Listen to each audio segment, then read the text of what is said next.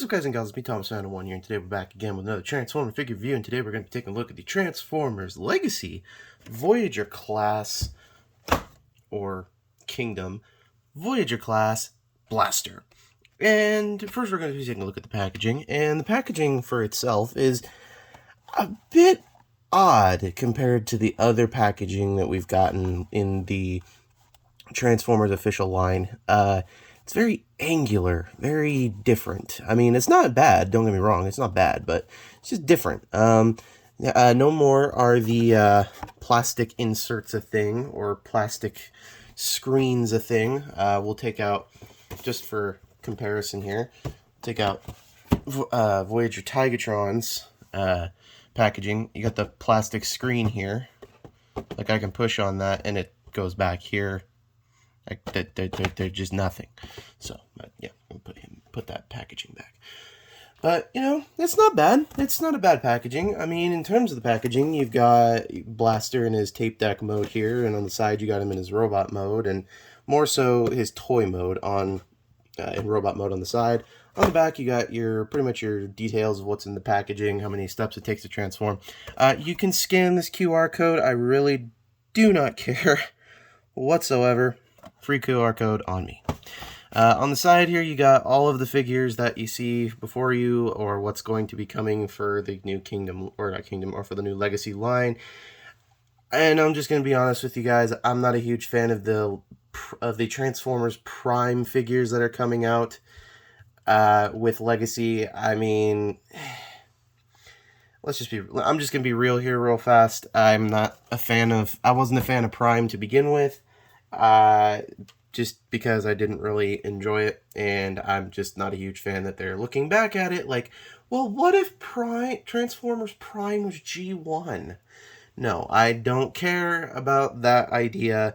I thought it was really stupid to begin with, because, let's face it, if you were a fan of Transformers Prime, you got those toys. You don't need reiterations of it. There are third-party companies that can do way better jobs than Hasbro, because Hasbro is the only new one that we've gotten so far that's gotten a different mold is RC, and that's it. That's basically it, because the new Knockout figure that's coming out is just a retool / remold of Studio Series 86 Jazz, and Bulkhead is just, I'm just going to be honest, it's a mess. So, you can fight me in the comments below. I don't care. So, anywho, taking a look at the figure here. You have him in his tape deck mode. And looking at the tape deck mode, I think they knocked it right out of the park with that. I just think, man, it's a beautiful, beautiful thing. I mean, like, truth be told, I mean, this is not the first iteration of Blaster that we've ever gotten, because, I mean, really, it's not. I personally would prefer the Titans Return Blaster over any of them, but this one just, like, it knocks it out of the park. I mean, at least from the front.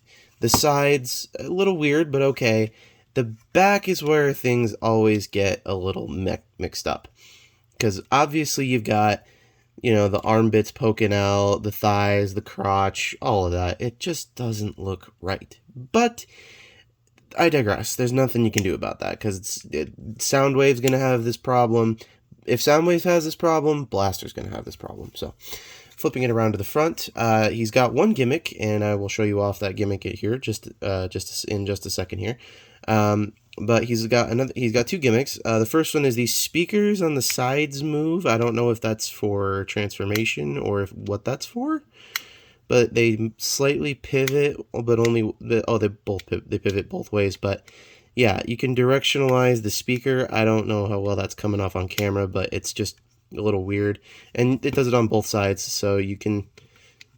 Well, maybe this side's a little different, but then again, one side has a bit of a more funky pace to it than the other. But and his second gimmick is you can push this in, and that opens up, and that allows you to come into one of his two accessories. He comes with a little chest minion, And this little chest minion's name is Eject. And correct me if I'm wrong. I'm pretty sure I am wrong, but somebody tell me if I am wrong in the comments below. If Eject was one of Blaster's little cassette bots. I don't know if he was or if he wasn't, because I wasn't a huge G1 nerd. Like, I really wasn't. I mean, me personally, if it were to be one of them, it would be Slam Dance, because I actually had that one at one point. Anyways, nonetheless, but you can take Eject, pop him right in his chest, and close it back up. And when you're ready, you can push it down and pull him back out. So, and it doesn't have to specifically be his head facing either way. You can literally throw him in any which way you want. It can be that way, it can be this way, it can be like that way. It can be any way you want it to, pretty much. So, yeah.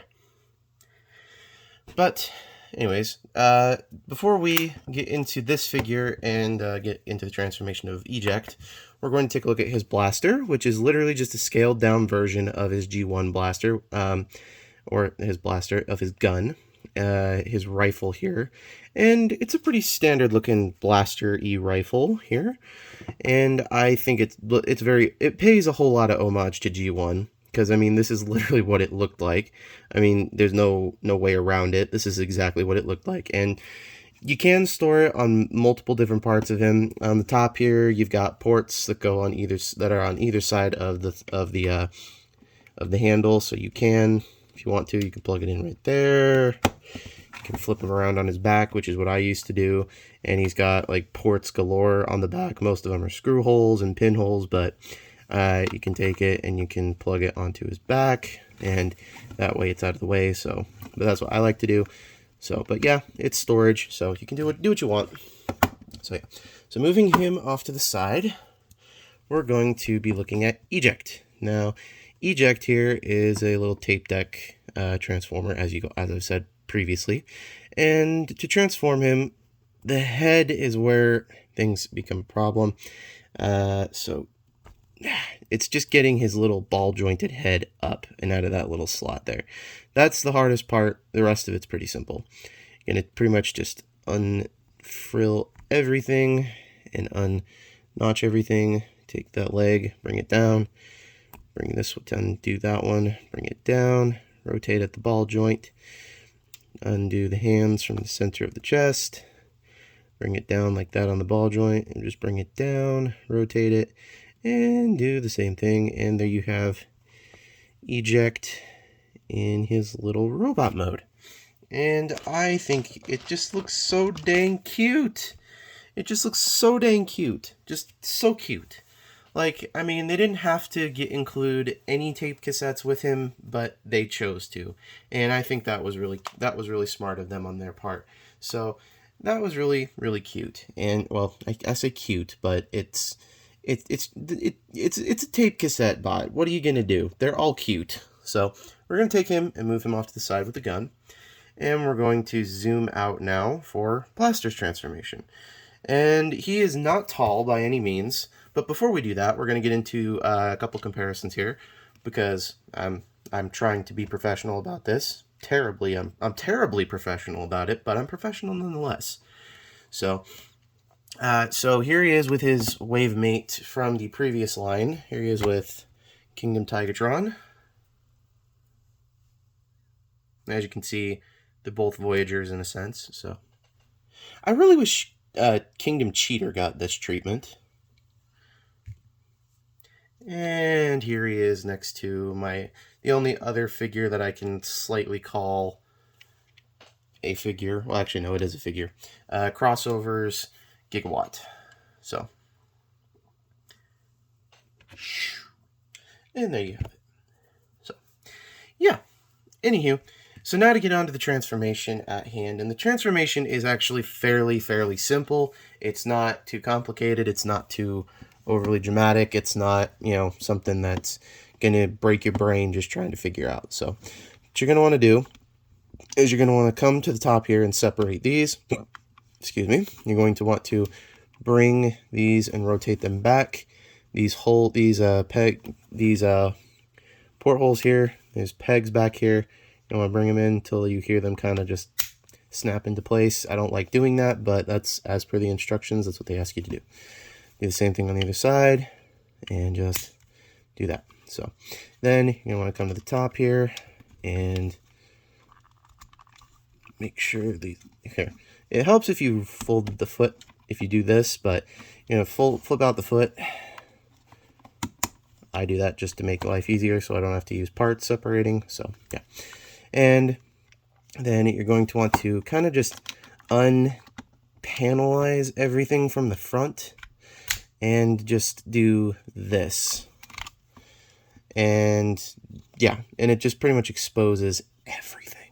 But don't worry, it's not that complicated. So then you're going to want to bend these here, rotate them back. Take this panel here before you do that. Fold it down, collapse this back, and then rotate that. Make sure you straighten this out. Fold this panel back, fold that back, rotate it, and then come to this front portion here, and we're going to rotate it at the waist.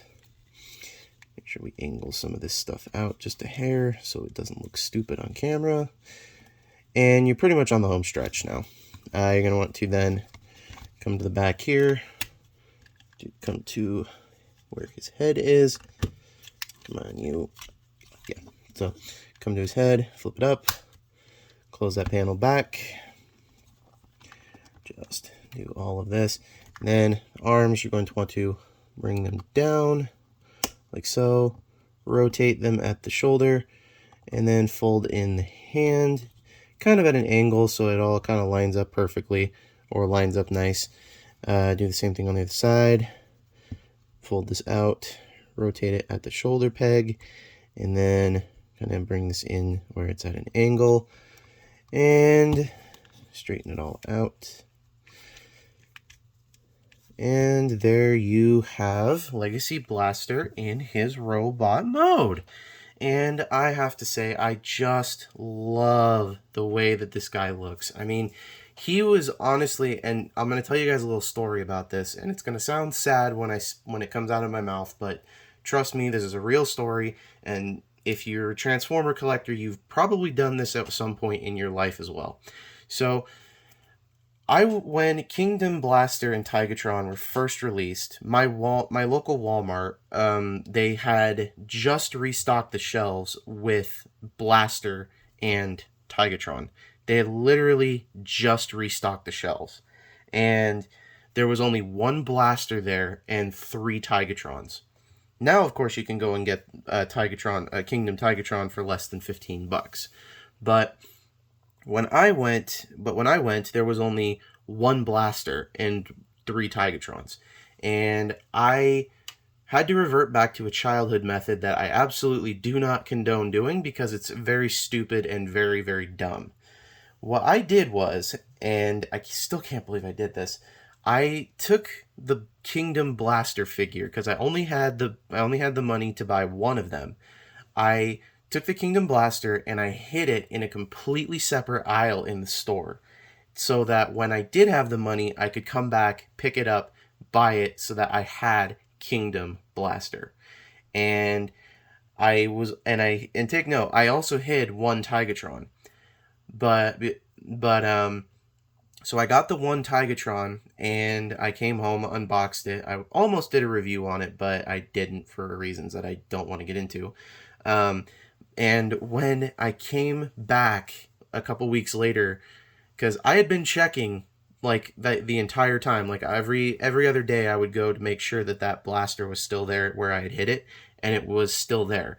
And on the day that I was able to get it, I had checked the day previous and it was still there. I didn't move it, didn't do anything to it. I went to go again the next day and it was gone. And that was the only time I ever saw a Kingdom Blaster. I'd only ever once held a Kingdom Blaster in my hand once. And I was like, you have got to be bleeping kidding me. Because my channel is somewhat made for kids, but I try to keep it somewhat adult friendly and kid friendly at the same time. But I had so much going on for this figure, and I was just so mad when I couldn't get a hold of it.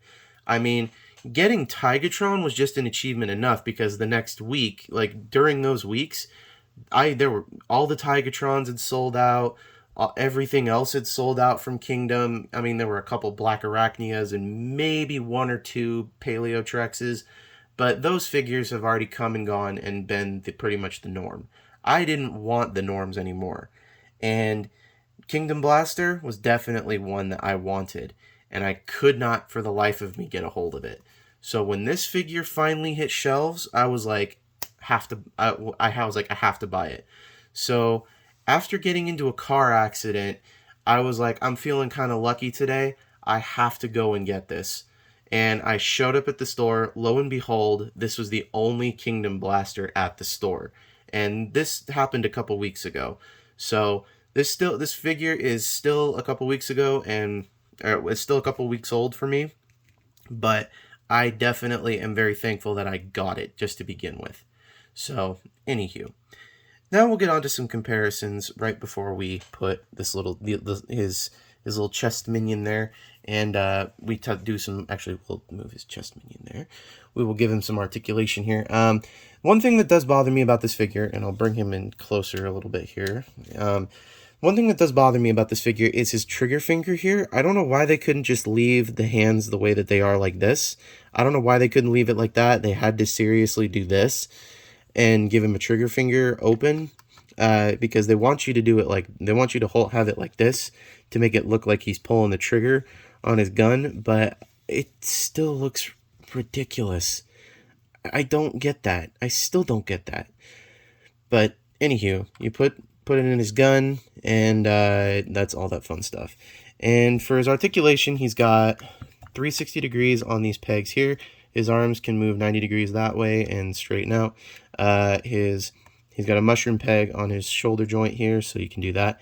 Sadly, there's gaps here. I don't understand why you couldn't just maybe put a filler piece here. I don't know why, but and I don't know. In terms of articulation for his hands, I mean, they can move outward, but that's only mostly due to transformation.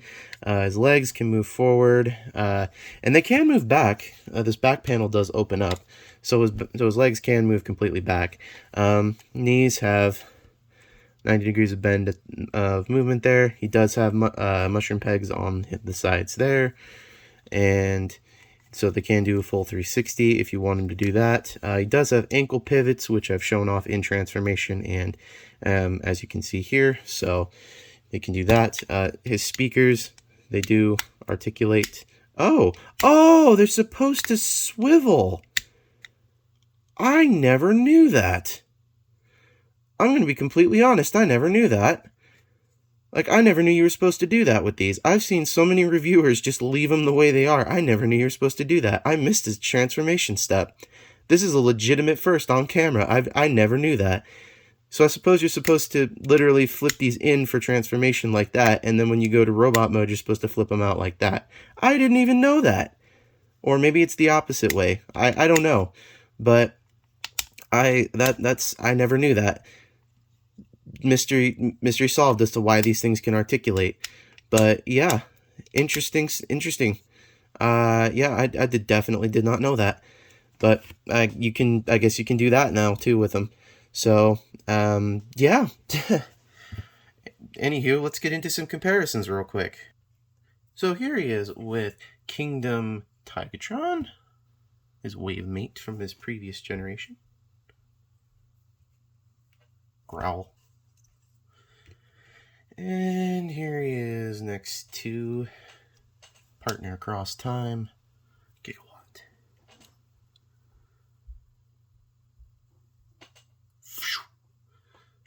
So, what do I think about this blaster figure? I really think it's just an amazing piece to add to your collection. I think if anybody were to pick this up, I think it's definitely something that you need to have in order to complete your Earthrise Kingdom.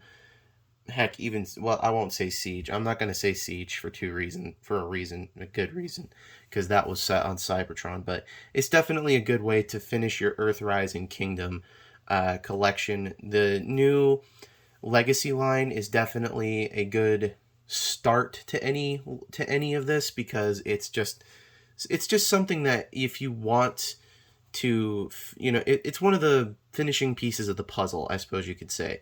I'm not a huge fan of the packaging. I'm not a huge fan of the Transformers Prime characters making appearances as G1 characters, but this is definitely something that I would recommend picking up. The Legacy line is definitely killing it with certain figures, like with the fact that they're bringing in G-Axis, the fact that they're bringing in that we're getting a new mold for Blitzwing.